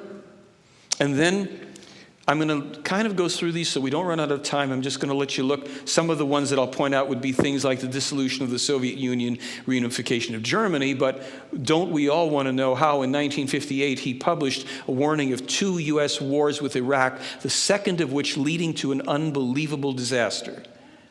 Almost 50 years ago, 48 years ago, he named AIDS the epidemic. Before that, you see him talking about a fake U.S. moon landing. That's debatable, figured out. Plastic credit cards, corporate crime, the formation of the European Union. It goes on. He warns at this time of biochip enslavement, people getting chipped, the EU and the USA being the large commanding perpetrators of this potential dilemma for humankind. He even predicted the crystal meth epidemic and that there would be a German pope after the new millennium. Of course, the 2 planets beyond Pluto. We've spoken before about this, but here it is. One more. We'll let you look at this one briefly. Here he's speaking about some of the other trends, negative trends in society that will be occurring and are actually occurring now. But the hopeful part about this, that there will be, after perhaps hundreds of years, true human beings emerging by the definitions that the Pleiadians and Meier used to define true human beings, peaceful people who are able to express themselves without unwarranted aggression and a number of other things, that we will be speaking one language on Earth and living in the seas and traveling to space stations and eventually becoming cosmic, interplanetary, and maybe quite literally intergalactic citizens. I'm going to show you a lot of these contexts with quotes, and I'm not going to put them all up long enough for you to read each line, and I'll try and give you an overview just so you understand. Here's the date, 1976. We're told about the exploitation of the earth from the robbing of the gas and oil. We see that there is a Stanford University professor who corroborates this years later. There had also been, and those of you that have the DVD, you know I linked the A-bomb testing warning to discoveries that were published in 1988 as well. But the point here about the oil, the true and real danger with this petroleum extraction, apart from the fact that we pollute our world so much through burning petroleum and, of course, coal and other things, is that we are setting in motion through imbalancing the tectonic plates. We're going to cause an increase in the frequency and intensity of volcanic eruptions and earthquakes and those types of things, as we do by overbuilding cities and damming waters and being basically inconsiderate of the way the earth is set up. Now, Wendell knows a lot more about this because he was involved in these investigations when Billy was publishing the specific information about Venus that included these things like the temperatures and wind speeds, magnetic field, the atmospheric composition, coloration of terrain, even the thickness of the cloud bank. And he published that before it had been discovered by about a year. Semyaze is telling Meier again about how not only will these earth-changing events increase, they will become even stronger. The whole islands and nations may eventually be sinking into waters, largely because we've been so foolish as to weaken the structure of our earth. And again, talking about the increase of floods. I'm jumping here so we can get to some other things before we run out of time. And this is about the space voyage to Jupiter. And Wendell knows about this because Wendell was carrying back information on the 9th of March, 1979, from Billy's contact in 78. And it was 3 days later, on March 12th, that the corroboration that Io was the most volcanically active body in the solar system was announced by NASA and JPL. And one of the skeptics who tried to prove that Billy had conspired with Wendell to fake this information by going and reading scientific documents that nobody could prove were even available at the time, said, Meier's wrong. One of the rings of Jupiter is not made out of sulfur ions. And then I found on the internet, where I found the rest of it, in 1980, there was a corroboration that there was ionized sulfur ring of Jupiter. And in 1998, Cornell announces that there's all these dust particles are part of what had formed the rings of Jupiter. There's Jupiter and Europa. Billy had observed it as being ice encrusted, which was validated at when the Voyager got there as well to show that Io was the most volcanically active body. And when I called up the professor here, Joseph Averka of Cornell University, the chairman of the astronomy department, and I sent him this Meier's information, then I called him back and I said, well, what do you say about Meier publishing this about Io? And he said, well, he's right. So then I wanted to talk to Dr. Averka about some of the other things that was in this document, but Dr. Averka forever vanished from my life and would never take another phone call from me. I don't know why.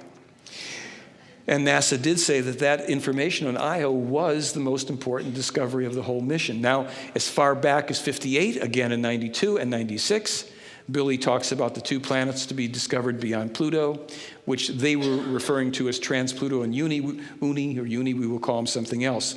Now, in that same batch of documents, Wendell has told me and other people, when he wanted that Jupiter information, Billy said to Ava, would you print that out for Wendell? The phone rings, Billy goes to get it. Ava prints out the whole contact, which has the no-no stuff in it, the predictions that only were for Billy's eyes at that time.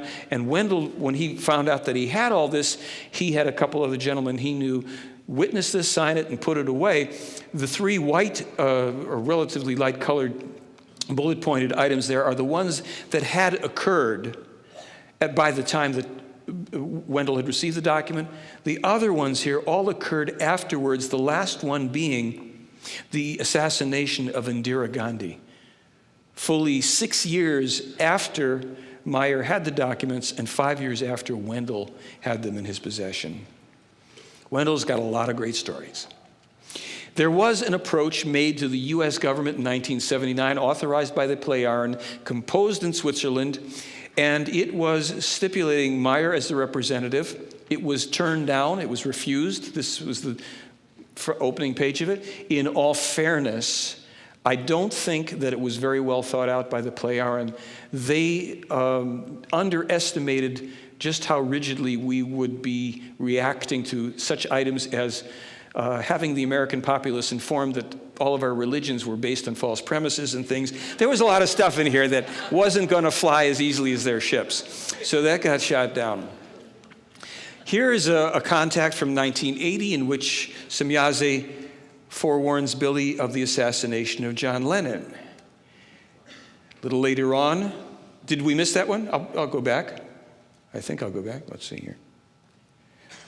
This was the one, assassination of John Lennon by a fanatic who suffers from insane ideas. America has lapsed into a religion delusion.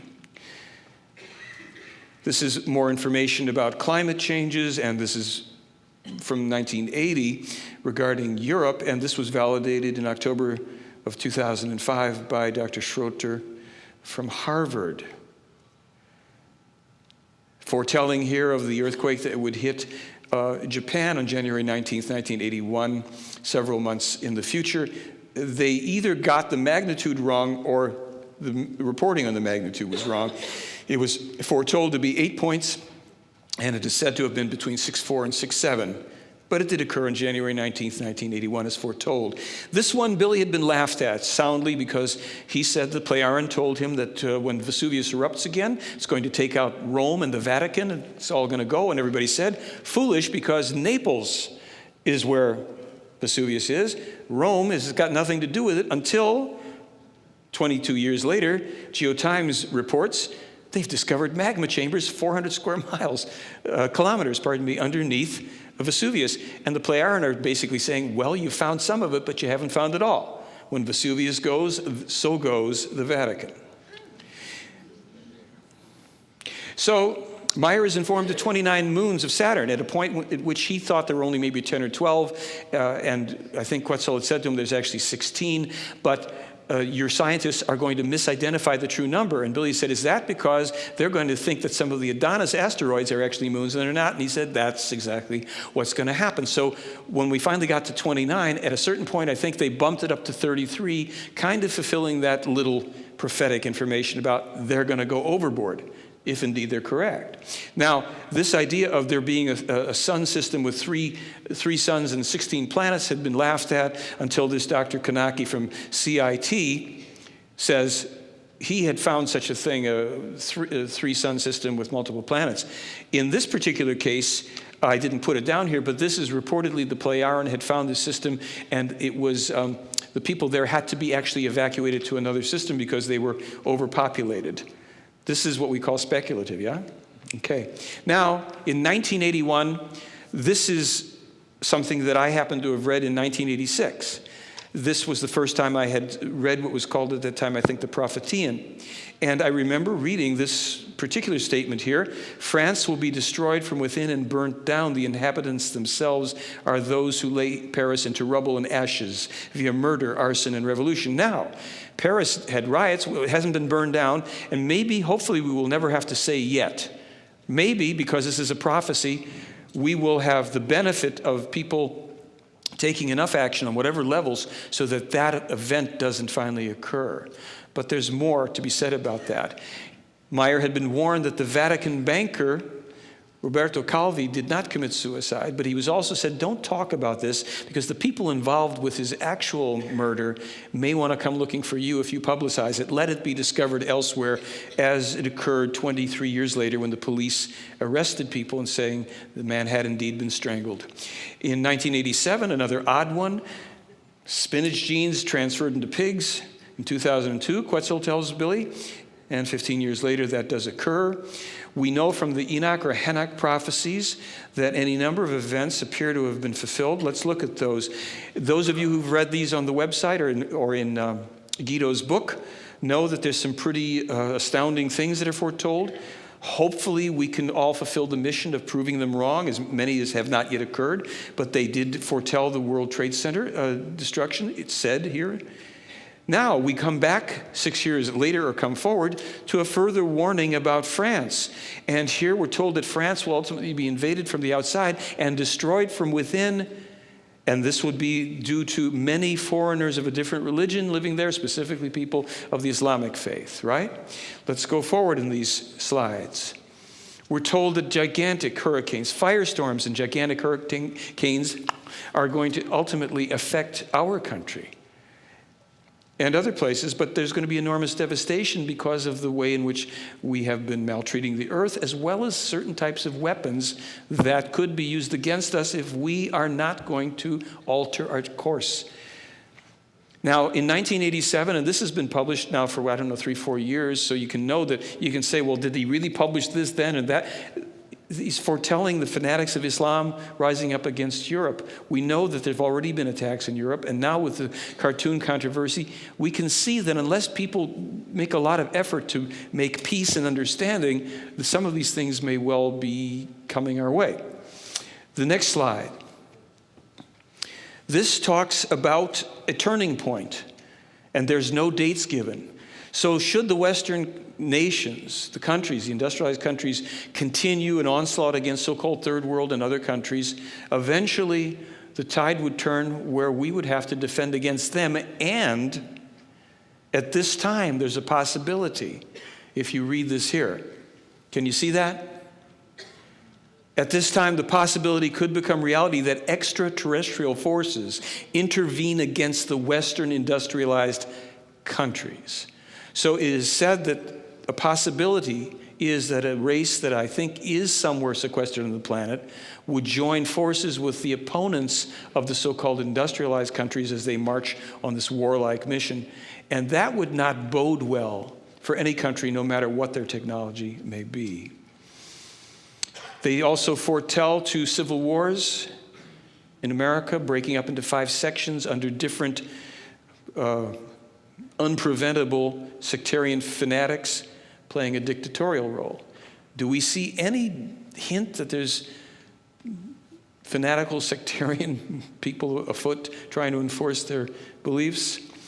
And here in this last lengthy slide, if you look at the very last part of it, they're talking about all of this unfolding, if we allow it to, and how weapons will run amok in themselves, the computerized weapons becoming independent and can no longer be controlled by human beings. They state that overall, this is the most important part of Enoch or Enoch's prophecies. This one is a response to Billy when Quetzal is telling him about the coming destruction of the World Trade Center, whereby he says that Bush Jr., who of course is nowhere yet near the presidency, and other criminal trusted ones would allow it to take place so that at that time a war against Islam can be launched. And he further state here that the greatest terror to the world would come from the Bushes. Quetzal here is talking about Bush Jr. and Blair plotting. This is before the first Gulf War. They're talking about the failure of Bush Sr. to be able to take Saddam Hussein during this projected war, this prophetic information, and that consequently later on there would be this fomenting of a war, collaboration with the Bush and Blair and the people in the CIA, blah, blah. We're just moving along into this prophetic information for a reason. Development of human-animal hybrids, we have record of that 10 years later, in 2005. The growing of meat in laboratories, again, June 29th issue of Tissue Engineering reports on the earliest experiments now started to grow fish flesh, just as if you were making cheese or culturing some other thing, to create meat so that we don't have to use the animals any longer for that. So genetic engineering and manipulation isn't an evil. It's a neutral that can be used either responsibly to improve our lives or to harm us through ignorance and greed. And both things will occur, undoubtedly. As you can see here, Meier again foretold the U.S. attack on Iraq. This was even in the first issue of And Yet They Fly. The nuclear power plant accident was happening. It was prevented. It was one of 436 power plants.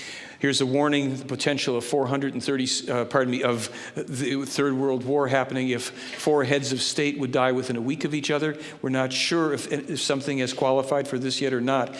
1997, Meier is told of the cover-up actually starting in 1915.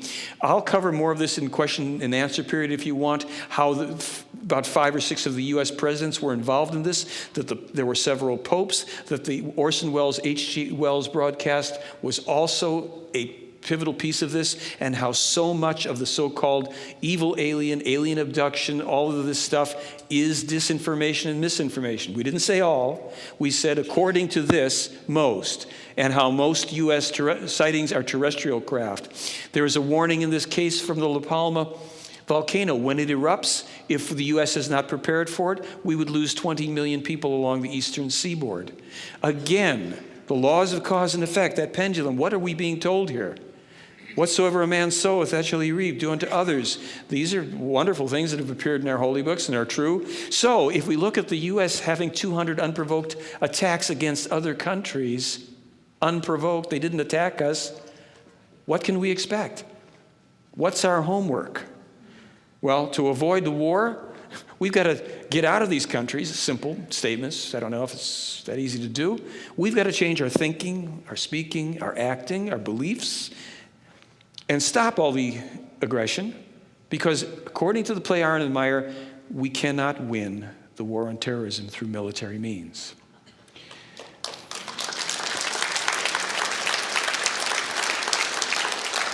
So we're told we get this or we get that. It's up to us. There is a coming spiritual revolution. We have to make distinctions. I've run through a whole lot of information here. You have to find out what's speculative, what's factual. Can you prove any of that? Because we have to leave behind the age of beliefs for the age of knowledge. We can no longer say what's in this book is true because the book says it's true. That isn't admissible anywhere. It's not admissible in education. It isn't admissible in law. And yet we allow ourselves to create cults and religions and to destroy ourselves in the world based on that kind of lack of thinking. As Asket told Meier back in 1956, unfortunately, it's going to be the earthly religions that are going to contribute monumentally to this forthcoming destruction, fundamentalism, all of this stuff. great powers will align with different religions, be controlled or influenced by them, and unless human beings wake up and enter this age of knowledge, we get what we don't want. There are core principles, and the primary one here is self-responsibility. For everything we think, we express, we believe, what we do. And we have to leave behind all of these other surrogates in our lives. Religions, cults, politics, and false leaders. Because thinking for ourselves is the only way out. That's where the wisdom will be found. The leadership is only going to come from the bottom up. That's us. And so we have to become truthful with ourselves and with each other. Diplomacy is a form of lying.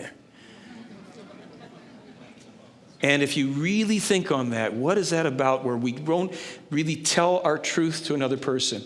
Nobody here, myself included, anybody here, we all hedge it and fudge it. We got to get over that. Because peace is fighting the battle first within ourselves. And then we've been told by the Pleiadians, you got to clean this one up too. What is that? The peace symbol, we've got it upside down.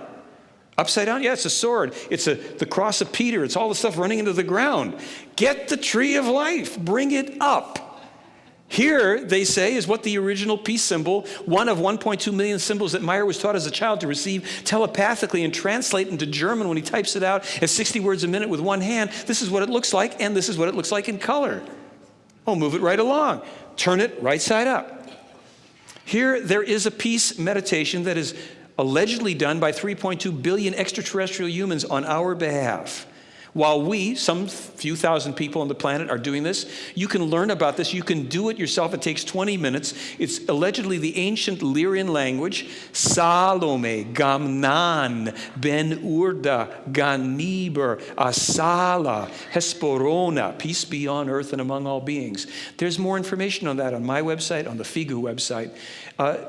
20 minutes, once a month, twice a month if you wish. Now this we're going to move through kind of quickly. It was alluded to before. We mentioned Rasheed. He was the co-discoverer, along with Billy, of what's known as the Talmud of Emmanuel, co-discovered by them in 1963.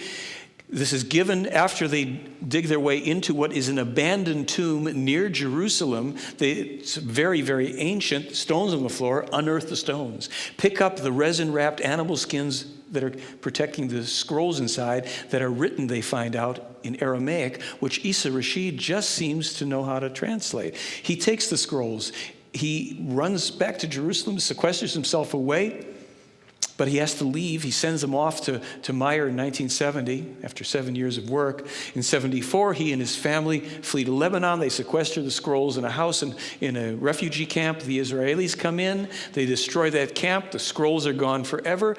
Rasheed and his family escape ultimately into Iraq, but not for long. They're assassinated allegedly by the Mossad in 1976 in Baghdad. And in the scrolls, we learn that Judas Iscariot is the writer, but not the betrayer, of the man known as Emmanuel, who was never called Jesus in his entire life, never heard himself called that, but knew that he would be called that name, a false name, as it is told in the Talmud. Adam's father is said to be Semyaza, an El, or a god of the Old Testament, an extraterrestrial leader. We learn that indeed Emmanuel's father was named Gabriel. He was a Pleiadian. And that Emmanuel was the fifth prophet in a very specific lineage with a very specific task, and that he knew and that he had to walk through his own trial in the form of the crucifixion, which it is said here he survived, and that afterwards he travels to India with his family, a number of people. He marries an Indian woman, not Mary Magdalene, an Indian woman, and as they say, he bears numerous descendants. I think a son was named Joseph, who, after Emmanuel dies many years, 70 years or so after the crucifixion, takes the scrolls back to the original tomb of the crucifixion and sequesters them under the stones, where they would be found 2,000 years later by Meier and Rasheed. In the Talmud of Emmanuel, the coming of Muhammad and Islam as a cult that would degenerate and cause trouble for many centuries. That is foretold, as is the foretelling of land, water, and air vehicles that would be used for war, that there would be atomic and biochemical metallic projectiles, they said, containing the very cornerstones of life and foul air. We know what that means. The skies would be darkened by oil fires that would result from the greed of human beings. Now, I don't know if they're referring to those that occurred in, 1990 in Kuwait, or if we have more to come. There are many other things in here that are very, very controversial. Emmanuel foretells Israel's fate as being one of termination, unless the Israelis of today make a true and just peace with the distant descendants of the rightful owners of that land. And then they can change the prophecy. There are otherwise great dangers of a new world war, but it would be in this new time that the eternal teachings of what they call the creation, the teachings of creation, would once again be brought into the world, this time to launch this new spiritual revolution. And they would be brought into the world by a simple man, a prophet in this lineage, who would live in a far northern country. At the base of the tomb of in Srinagar, of the man there who was known, I think, called Isa, also are these footmarks. And if you look, you'll see in the center, there are marks in the center of the feet, and these were crucifixion marks. And the legend that accompanied this is something to the effect of, here lies a great teacher who was crucified in his own land and who came here to us to teach us. James Deardorff, who's here, and you hopefully will meet him over this week, he researched not only the photographs and the film evidence, but when he heard about the Talmud of Emmanuel, he thought this was probably another Bible hoax. And Jim spent a good deal of time comparing and looking at this, and he has a companion book to the Talmud, which is called Celestial Teachings. And his conclusion, if I'm getting it right, is that the Talmud of Emmanuel is the original text upon which the book of Matthew is based, having resolved over 200 inconsistencies, a number of which weren't even noted by biblical scholars till after the Talmud had been discovered, let alone translated. So this is stuff to be digested here. But now we have to ask ourselves, well, why has all this occurred? We have Wendell and his stories. The CIA is meeting him. Billy and his group have been under observation for 30 years. And just last year, one of the people wrote a thing and published and said, we know we're always being observed, but why don't they just come down and knock on the door and ask us what they want? What do you want to know? There's no secrets here. Wendell had mentioned that. So why are these contacts going on? What's the purpose of them? And this is it. It's to help us, not do it for us, but to help us to assure our future survival so that we can awaken to spiritual reality. No, not more religion. This is not a cult. You don't follow Billy. Don't join anything. Stay away from that idea. We want to know what the eternal truths of creation are so we can struggle through that and understand it and learn about it and lay the foundation for the next 700 years of human development and spiritual growth. Then we get to determine the truth for ourselves, and we get to rewrite our future history. Now, why do I say that? Because after looking at all of these decades, there's 55 years so far of what I've been able to only call prophetically accurate scientific and world event-related information. And I always wondered, well, why? What's this for? And then I saw the Enoch prophecies, and I went, I don't even want to know about this stuff if this could happen. Why are they giving us this? And then the light kind of went on again, and it went, here's 55 years of a base, of a foundation of credibility. Now we're trying to get you to turn your attention over here to this and some other prophecies that will appear in the new publication of the Talmud of Emmanuel, and I will notify everybody that is on my mailing list. It'll be on my site when that's available. There will be the prophecies, I believe, of Elijah and Isaiah. And Jeremiah. That's right, thank you. Jeremiah. And these are very heavy things, but we're directed towards this if we can say, okay, there's enough credibility. It's not what's in this book is true because the book says it's true. It's here's the information. You can prove enough of this has been published well before it happened. It's credible. There's a foundation. Okay, here's the warning. Hey, let's look at this. Now, I'll have to tell you something real quickly here just because time's going. I did a radio show, an interview on WTOP on November 15th or so of last year. That's the largest news station in Washington, D.C. Some funny things came out of that, including an attack from a major law firm. Funny stuff. But one of the other things that came out of that was that my website, where I get to look at my statistics page, I get visits from people like in 86 countries now that are discovering the Meier case. And usually I get 5 to 10 visits from U.S. governmental and U.S. military websites. That week, I had 300 visits from the governmental and military websites. And I was delighted by that because there's a thing called military intelligence, right? Some of those people really are very intelligent. And if they would get if they look at this, and they already know about Billy. There's nothing much, I don't have to tell them what's good. But if they start to read some of the stuff maybe they haven't read before, and they go, wait a minute, this doesn't look good for us if we keep doing this.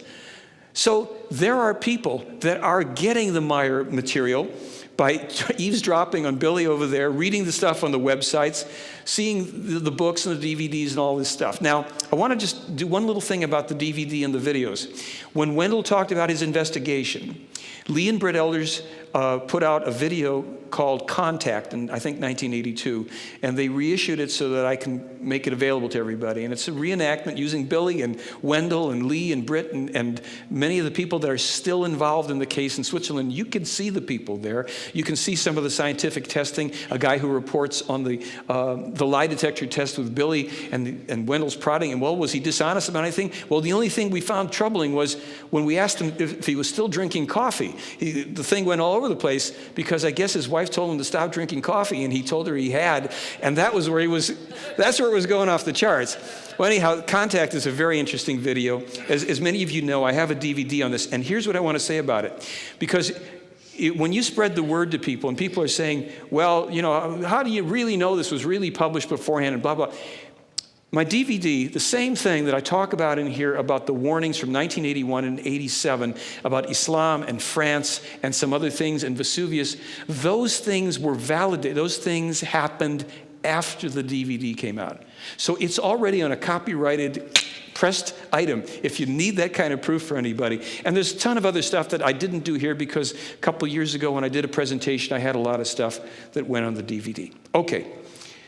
Guido's great book, And Still They Fly. I know many of you have it. We brought it. This is my commercial period here. And that's my website. I do want you to visit the website because I have newsletters, and I have an archive of a lot of newsletters. I've got about 20 articles up there, Billy's articles up there. There's something on the Billy's page called Introduction to the Spiritual Teachings, where Semyaze waxes poetic for, maybe 200 sentences or more worth about the human spirit and the connection to creation. And the creation is the universe in which we live. According to the Pleiadians, that which we often think of as when we think of the spirit or God, they don't limit it because they knew that God always referred to the higher, more advanced extraterrestrial humans who weren't always benevolent but represented themselves as the creators of all things. They said, cancel that. The creation, this is the consciousness, the intelligence. This is this universe. This is a structure. This isn't even the original universe. You're in a young universe. There's already billions of them. There are laws of creation. There are things about creation and its functions. There are steps and developments that all the human races go through. All the human races? Yeah, they knew of more than 41 million human races in this universe. So there's a ton of information. There are so many things that you can look at and discover for free. I'm linked to many of the sites like James Deardorff and to the FIGU site, to Gaia guys in Australia who are doing really great work with Switzerland's permission. They're translating a lot of the things from German into English that have otherwise been languishing as far as we're concerned because we don't have access to them unless we're German speaking, and not enough people are. So there is so much that you can look into that you can decide for yourself. And if you want to do something positive, their main suggestion on the self-responsibility issue that I can pick up or try to distill, we have to monitor what we think. We have to become aware of our thoughts, learn to recognize what we're thinking, and whether or not we're going to continue that thought, to empower a given thought, or if we're going to choose more preferable thoughts. So in neutrality, we first have to recognize what is. Then we can make a positive choice, thought-wise and action-wise. We cannot simply layer things over with affirmations and expect that to change anything. Because first you have to acknowledge what is. And this is not necessarily news to many people here, I'm sure. In that idea of self-responsibility, we monitor the thoughts, we monitor our actions, we notice what we believe unconsciously and habitually, and we start looking for knowledge and truth. We test our beliefs out. We come up against the confusion and the discomfort of knowing that we, as simple human beings living on earth, are as subject to all the mistakes that anybody else that we might be critical of at any other time because we don't like the way they think or behave. So we get to change it first from within and demonstrate that element of leadership from the ground up by being the living example of our own simple truth, our fallibility. We're not here to be perfect. People make mistakes. That includes Billy, the Pleiadian, and all of us. So one thing that won't be a mistake is for you to think about this and to ask questions when you have them and to know that shortly after this next little break, you're going to be treated to a presentation by Christian Frehner from Switzerland. Thank you.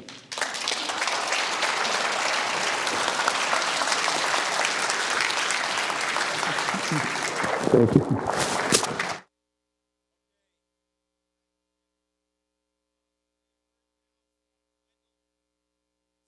Chronicled the beginning of the investigation